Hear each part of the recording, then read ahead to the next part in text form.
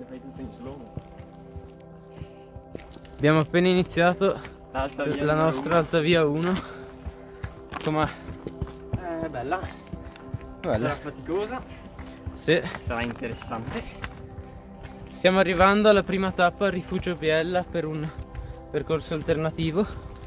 Non dal lago di Brais, ma ora stiamo salendo alla Malgara Stua dal lato di Cortina, e questo ci risparmia un po' di tempo di macchina. Esatto, non di camminata ma di macchina.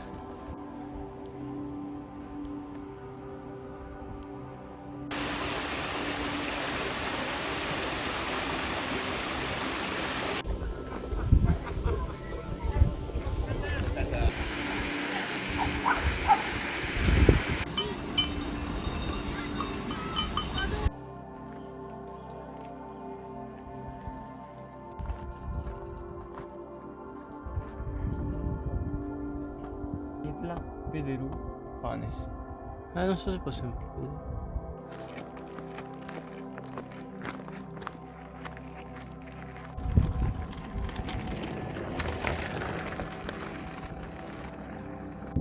Ecco lì il rifugio della prima tappa,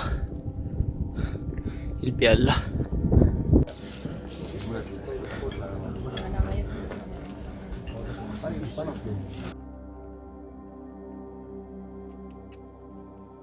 Ci vediamo.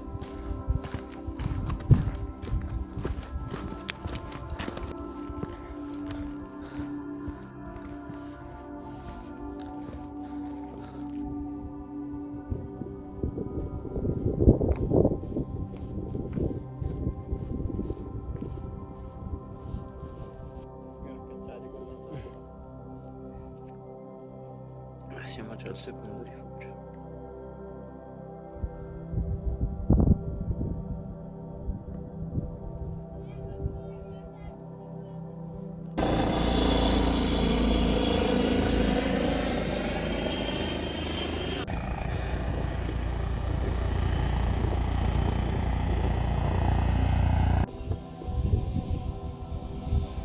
Corrono liberi.